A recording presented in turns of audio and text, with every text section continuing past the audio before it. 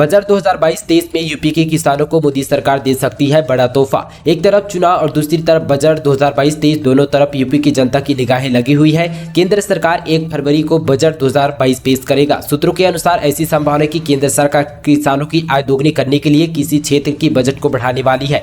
माना जा रहा है कि बजट 2022-23 में कृषि ऋण के लक्ष्य को बढ़ाकर 18.5 लाख रुपए कर सकती है। चालू वित्तीय वर्ष में सरकार ने कृषि लक्ष्य ऋण के लिए साथ ही 16.5 लाख रुपए की व्यवस्था किया गया है। सूत्रों के अनुसार 1-2 दिन में संभावना है कि कृषि लक्ष्य ऋण की सहमति हो जाएगी। साथ ही उत्तर प्रदेश में सबसे अधिक 1,77,00,000 से अधिक कृषक परिवार कृषि से जुड़े हुए हैं। उत्तर प्रदेश के कृषक परिवार की मासिक आमदनी औसतन 8,061 रुपये है। नगर में पुलिस ने अवैध शस्त्र बनाने की फैक्ट्री पकड़ी, भारी मात्रा में अवैध शस्त्र बरामद। साथ ही यहाँ पे आपको बता दें कि मुजफ्फरपुर नगर से बड़ी खबर। साथ ही एसएसपी देहात अतुल श्रीवास्तव ने थाने में प्रेस वार्ता कर बताया कि देर रात पुलिस को सूचना मिली थी कि क्षेत्र में जंगल ग्राम जोसे में खुरप के बाग में साथ ही अवैध शस्त्र बनाने की फैक्ट्री चल रही थी। सूचना पर पहुंची पुलिस ने घेराबंदी कर मौके में 3 युवकों को धर दबोचा है, जिनके पास से पुलिस ने 36 तमंचे, 5 बंदूक, 11 अधबने और तमंचे, सैकड़ों जिंदा व खोखा कारतूस सहित भारी मात्रा में हथियार बनाने के उपकरण बरामद किए हैं। अखिलेश वसीपाल के खिलाफ भाजपा ने उतारे प्रत्याशी। तीसरे चरण के लिए 53 नामों वाली सूची जारी की गई। बहुजन समाज पार्टी ने यूपी चुनाव के लिए साथ ही गुरुवार को प्रत्याशियों की तीसरी सूची जारी कर दी है। इस सूची में साथ ही तीसरे चरण के प्रत्याशियों के नाम का ऐलान किया गया। 16 जिलों के 53 प्रत्याशियों की यहाँ पे सूची में ज्यादातर नए नाम दिखाई दे रहे हैं। साथ ही सपा प्रमुख अखिलेश यादव के खिलाफ करहल सीट से कुलदीप नारायण के मैदान पर उतारा गया है। मौसम विभाग का अलर्ट, 31 जनवरी तक बढ़ेगी ठंड। यूपी का सबसे ठंडा जिला फतेहगढ़ रहा। यूपी का मौसम लगातार बदल रहा है। साथ ही इस वर्ष सर्दी नए रंग दिखा रही है। यूपी के कई जिलों में राहत तो नहीं है, साथ ही दिन ब दिन यहाँ पे ठंड बढ़ती जा रही है। बीते 24 घंटे में यूपी का सबसे ठंडा जिला फतेहगढ़ रहा। साथ ही यहाँ का न्यूनतम तापमान 3.3 डिग्री सेल्सियस रिकॉर्ड किया गया। मौसम विभाग ने चेतावनी जारी करते हुए कहा कि पश्चिमी यूपी के इन 14 जिलों में कड़ाके की ठंड पड़ने की संभावना है। अखिलेश यादव का यूपी सरकार को फटकार, कहा आधी आय दोहरी महंगाई।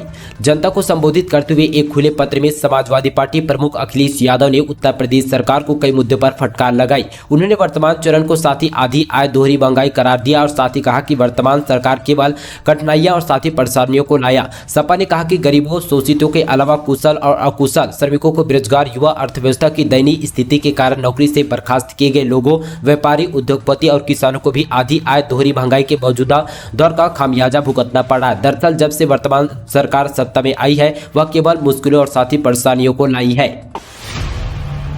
यूपी में कांग्रेस को लगेगा एक और बड़ा झटका। समाजवादी पार्टी में वापसी कर सकते हैं राज बब्बर। पूर्व केंद्रीय मंत्री और आरपीएन के भारतीय जनता पार्टी बीजेपी में जाने के बाद कांग्रेस को उत्तर प्रदेश में एक और बड़ा झटका लगने जा रहा है। साथ ही कांग्रेस के पूर्व प्रदेश अध्यक्ष और साथ ही अभिनेता राज बब्बर एक बार फिर से समाजवादी पार्टी में शामिल होने की अटकलें हैं। सूत्रों के मुताबिक जल्द ही वह सपा में घर वापसी करेंगे।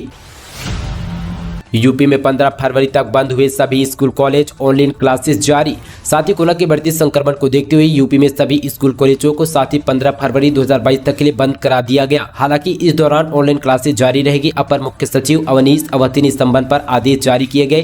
पहले सभी स्कूल 23 जनवरी तक के लिए बंद कर दिए गए, जिसे कोरोना के संक्रमण को देखते हुए राज्य सरकार ने 30 जनवरी तक बढ़ा दिया गया था। लेकिन शनिवार को एक बार फिर से राज्य सरकार ने जीरो से मिली रिपोर्ट के आधार पर एक बार फिर से 15 फरवरी तक स्कूल कॉलेजों को बंद करने का फैसला लिया गया।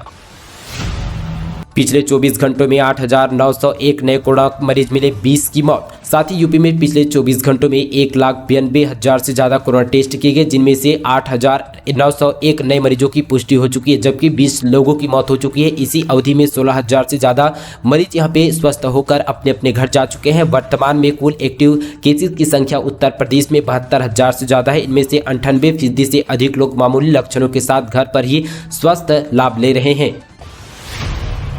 सपा ने जारी की एक और लिस्ट, 56 उम्मीदवारों में 4 महिलाएं। यूपी विधानसभा चुनाव के लिए समाजवादी पार्टी ने एक और लिस्ट जारी कर दी है। गुरुवार को जारी किए गए 56 उम्मीदवारों की लिस्ट में केवल 4 महिलाओं पर दाव लगाया गया। लिस्ट में द्वारा सिंह चौहान, राम गोविंद चौधरी और हरिशंकर तिवारी के बेटे विनय तिवारी है। रमाकांत यादव जैसे कट्टर नेताओं का भी इस लिस्ट में शामिल किया गया है।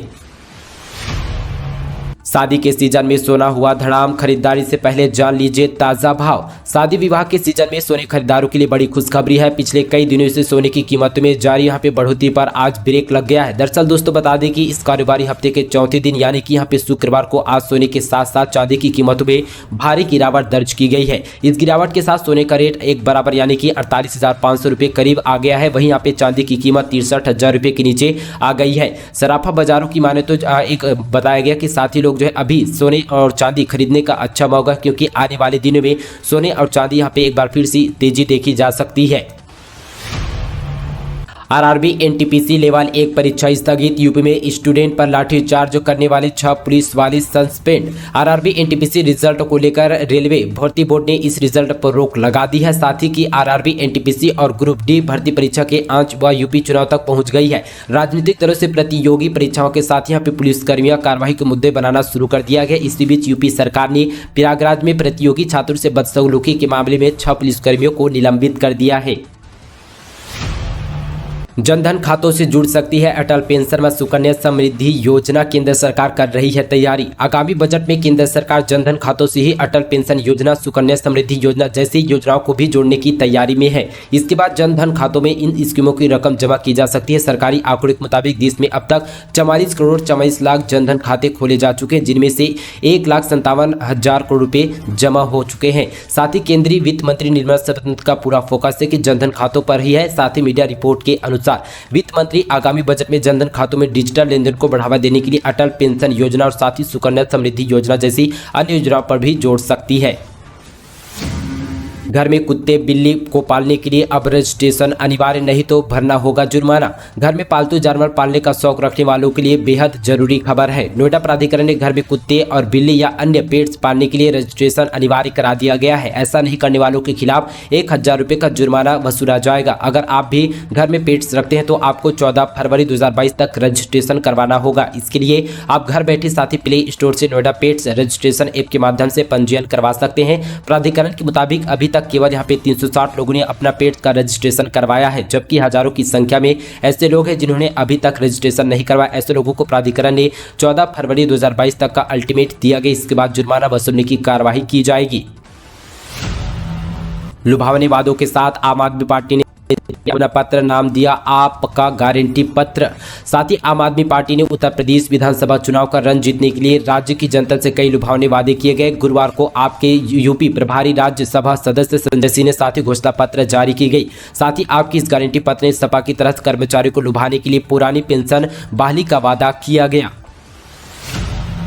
एक बार फिर मोर्चे पर 303 राइफल विधानसभा चुनाव में मिलेगी जिम्मेदारी। निष्प्रायोजित घोषित की जा चुकी 303 राइफल को पुलिस विभाग ने 2020 में 26 जनवरी की परेड के साथ ही अंतिम विदाई दे दी थी। इस राइफल की जगह पुलिस को अत्याधुनिक राइफल इंस्टांस दिया गया था, लेकिन जिस राइफल को चलन से बाहर किया जा चुका था उस राइफल को इस विधानसभा चुनाव में फिर से सहारा लेना पड़ेगा, जिसमें करीब 750 से 303 राइफल थी, जिनमें से करीब यहाँ पे 300 राइफल अभी पुलिस के पास पुलिस लाइंस के थानों पर सशस्त्रों के रूप में है। इनको फिर से साथी प्रयोग में लाए जाने के लिए सूचना पर इनको फिर से चमकाया जाने लगा है। बाइक बोर्ड घोटाले में कंपनी के सहायक निदेशक लोकेंद्र गिरफ्तार, काफी दिनों से था फरार, इस तरह आया पकड़ में। 4,200 करोड़ के बाइक घोटाले में गर्मित इन्फॉर्मेटेड प्रोब लीक के साथ ही कंपनी से सहायक निदेशक लोकेंद्र को एसटीएफ की टीम ने मथुरा के गोवर्धन चौराहे से गिरफ्तार कर लिया है। पिछले काफी दिनों से लोकेंद्र फरार चल रहा था। नोएडा दादागिरी पुलिस ने लोकेंद्र पर 50,000 रुपये का इनाम भी घोषित किया गया था। लोकेंद्र रिटायर्ड फौजी है जो बाइक घोटाले में शामिल हो गया था, हालांकि इसको गिरफ्तार किया जा चुका है। यूपी पुलिस भर्ती नोटिफिकेशन में लग सकता है समय, जारी हुए जरूरी नोटिस। उत्तर प्रदेश पुलिस भर्ती एवं पदोन्नति बोर्ड यूपी पीबी द्वारा आयोजित यूपी पुलिस कांस्टेबल भर्ती के लिए साथ ही यहाँ पे नोटिफिकेशन को लेकर उम्मीदवारों का इंतजार खत्म हुआ, लेकिन यहाँ पे देखा जा रहा है कि पहले संभावना जताई जा रही है कि यहाँ पे 27 जनवरी के बाद भर्ती का नोटिफिकेशन जारी किया जा सकता है। लेकिन साथ ही गौरतलब है कि भर्ती परीक्षा के लिए साथ ही एजेंसी द्वारा टेंडर जारी के लास्ट यहाँ पे 27 जनवरी थी, लेकिन इसे अब यहाँ पे बढ़ाकर 10 फरवरी कर दिया गया। बोर्ड ने मंगलवार को एक नोटिस जारी कर इसके बारे में जानकारी दिया गया था। आरोपियों पर लगेगा एनएस और गैंगस्टर, आबकारी अधिकारी समेत कई निलंबित। साथ ही दोस्तों उत्तर प्रदेश के रायबरेली जिले में महाराजगंज कोतवाली क्षेत्र में हापुड़ गांव में जहरीली शराब पीने के मामले में गंभीरता से लेते हुए जिला आबकारी अधिकारी समेत कई लोगों को निलंबित कर दिया गया है। वहीं दोस्तों आबकारी विभाग के अपर प्रमुख सचिव संजय एवं आर भूसेड़ी ने तत्काल प्रभाव रूप से न सिर्फ जिला आबकारी अधिकारी राजेश शर्मा को निलंबित किया, बल्कि स्थानीय आबकारी निरीक्षक अजय कुमार और साथ ही कांस्टेबल धीरेन्द्र श्रीवास्तव को भी तत्काल रूप से निलंबित कर सभी के खिलाफ विभागीय जांच के आदेश दिए गए। तो वहीं दूसरी ओर रायबरेली पुलिस अध्यक्ष श्लोक कुमार से भी लापरवाही बरतने पर महाराजगंज कोतवाली प्रभारी नारायण कुशवाहा और थुलवाड़ा के चौकी चार्ज पर भी इन 6 पुलिसकर्मियों को भी सस्पेंड कर दिया गया। तो दोस्तों ये थी उत्तर प्रदेश से जुड़ी बड़ी खबर। वीडियो आप सभी को कैसा लगा नीचे हमें कमेंट पर बताइएगा। इसी तरह की और उत्तर प्रदेश की खबरों से जुड़े रहने के लिए दोस्तों इस चैनल को सब्सक्राइब जरूर कीजिएगा। तो चलिए आज के लिए बस इतना ही।